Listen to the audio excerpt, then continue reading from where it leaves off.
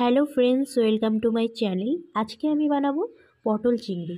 তো বন্ধুরা, বেশি কথা না বলে শুরু করা যাক। প্রথম থেকে শেষ পর্যন্ত পুরো রেসিপিটি দেখার অনুরোধ রইল। আশা করি আপনাদের অনেক অনেক ভালো লাগবে। তো চলুন শুরু করা যাক। তো প্রথমে আমি গ্যাসে কড়াইটা চাপিয়ে দিয়েছি। তো কড়াইটা তেতে গেছে, দিয়ে দিলাম কিছুটা পরিমাণ রিফাইন তেল। তো আজকে আমার কিচেনটা কেমন অন্যরকম লাগছে না? তো বন্ধুরা, আজকে আমি ফার্স্ট টাইম আমার শ্বশুরবাড়িতে রান্না করছি। তো দেখতেই পাচ্ছ, এখানে চিংড়ি মাছগুলোতে আমি লবণ হলুদ মাখিয়ে নিয়েছি আগে থেকেই। তো মাছগুলোকে আমি ভেজে নেব উল্টে পাল্টে। তো চিংড়ি মাছ আমি বেশি ভাজবো না, হালকা করেই ভাজবো।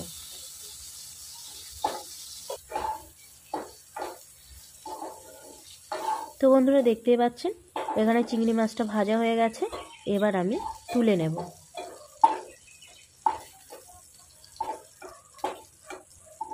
তো ওই কড়াইতে আমি দিয়ে দেবো আর একটু রিফাইন তেল। তো বন্ধুরা, দেখে নিলেই তো, এইভাবে হালকা করে চিংড়ি মাছটা কিন্তু ভেজে নিতে হবে। এখানে তেলটা গরম হয়ে গেছে, এবার আমি আলুগুলো ভেজে নেব।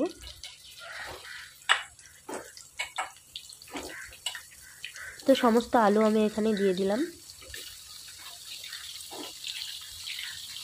তো পটলটা যেহেতু আলুর মধ্যে চলে গেছে, তো আমি পটলটা তুলে নিলাম।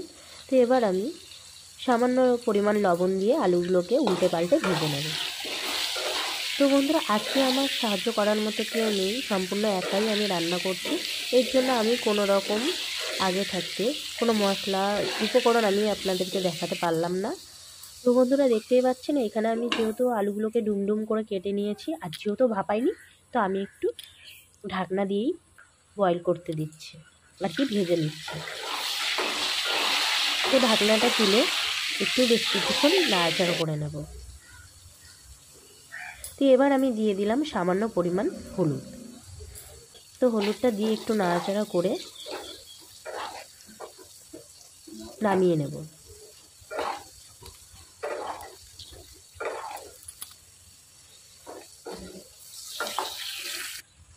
তো আলুগুলো ভাজা হয়ে গেছে, এবার আমি তুলে নেব।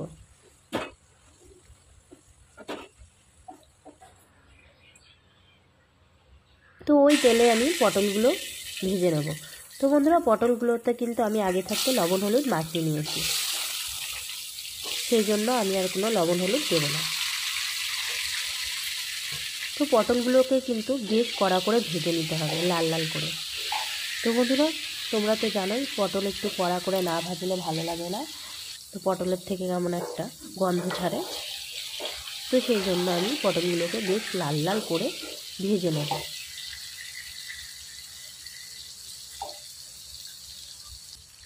তো পটলগুলো ভাজা হয়ে গেছে, এবার আমি তুলে নেব। তো দেখতেই পাচ্ছ যে কীরকম আমি ভেজে নিয়েছি। ঠিক এইভাবেই ভেজে নিতে হবে পটলগুলোকে। তো সমস্ত সবজি আমার ভাজা হয়ে গেছে, আলু পটল দুই রকমই। তো এবার আমি ফোড়নের জন্য দিয়ে দেব দুটো তেজপাতা, দুটো এলাচ, শুকনো লঙ্কা আর সামান্য জিরে ফোড়নের জন্য। তো এবার আমি মশলার জন্য দিয়ে দিয়েছি কাঁচা পাকা লঙ্কা, পেস্ট, পেঁয়াজ, রসুন, আদা আর জিরের গুঁড়ো।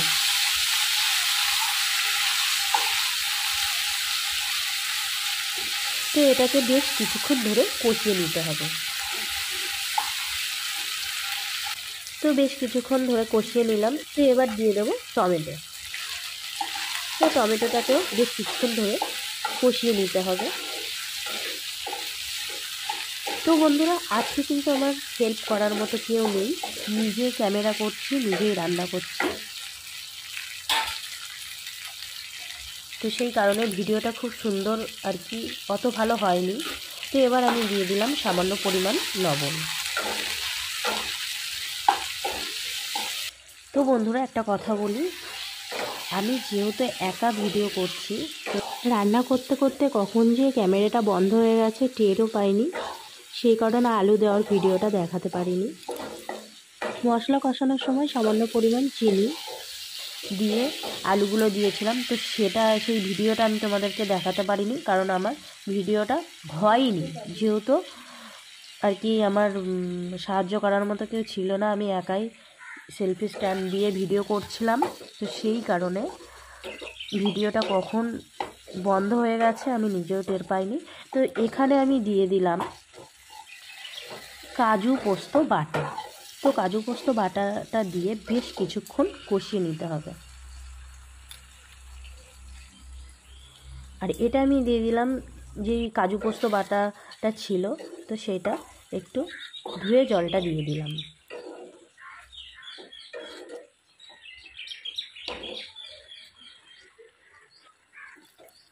তো বন্ধুরা দেখুন কত সুন্দর কালারটা এসছে, যেহেতু কাজু পোস্ত দেওয়া হয়েছে এর জন্য কালারটা খুব সুন্দর লাগছে। তো এবার আমি দিয়ে দিলাম সামান্য পরিমাণ লবণ। লবণটা যেহেতু কম হয়েছিল তো আমি একটু লবণ দিয়েছিলাম। আর এবার আমি ঢাকনাটা দিয়ে ঢেকে দিলাম আলুগুলো বয়েল হওয়ার জন্য। তো ঢাকনাটা খুলতেই বন্ধুরা খুব সুন্দর স্মেল বেরিয়ে এসছে, সত্যি রান্নাটা থেকে দারুণ গন্ধ বেরিয়ে এসেছিলো, যেটা বলে বোঝানো যাবে না। তো এবার আমি ভেজে রাখা পটলগুলো দিয়ে দেব।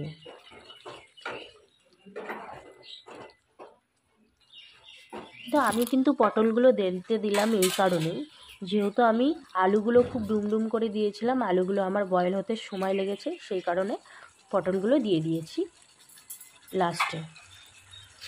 তো এবার আমি দিয়ে দিলাম ভেজে রাখা চিংড়ি মাছ, কারণ পটলগুলো ভাজাতেই বেশ বয়েল হয়ে গেছিলো। তো সেজন্য পটলগুলো আগে দিলে পটলের কোনো অস্তিত্ব পাওয়া যেত না, সেজন্য পটলগুলো আমি একটু দেরিতে দিয়েছি। এবার দিয়ে দিলাম সামান্য পরিমাণ জল। তো মনে হচ্ছে জলটা একটু কম হয়েছে, তো আমি আর একটু জল দিয়ে দেবো।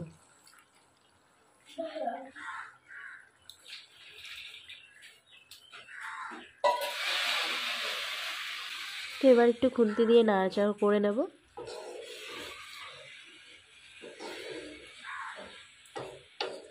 তো এবার বেশ কিছুক্ষণ ধরে ফুটিয়ে নেব।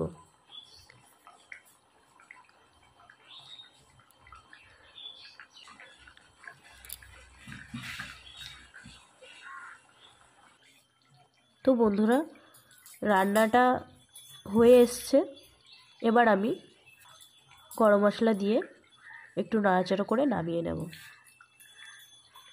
তো দিয়ে দিলাম সামান্য পরিমাণ গরম মশলা। গরম মশলাটা দিয়ে একটু নাড়াচাড়া করেই নামিয়ে নেব।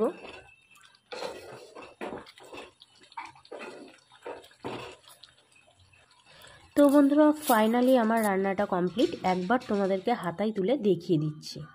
তো বন্ধুরা দেখুন কত সুন্দর গাঢ় হয়েছে গ্রেভিটা, আর দেখতেও বেশ অসাধারণ হয়েছে। আর সত্যি বলতে রান্নাটা খেতে খুব সুন্দর হয়েছিল। তো এই হচ্ছে আজকের রেসিপি পটল চিংড়ি। তো কেমন লাগলো অবশ্যই কমেন্টে জানাবেন, আর ভালো লাগলে লাইক কমেন্ট শেয়ার করে দেবেন। আর আপনারাও বাড়িতে ঠিক এইভাবে তৈরি করবেন, আশা করি আপনাদের অনেক অনেক ভালো লাগবে। তো বন্ধুরা যারা যারা এখনও পর্যন্ত আমার চ্যানেলটিকে সাবস্ক্রাইব করেননি তারা জলদি আমার চ্যানেলটিকে সাবস্ক্রাইব করুন। আজকের মতো এখানেই শেষ করছি, দেখা হচ্ছে নেক্সট ভিডিওতে। ভালো থাকবেন।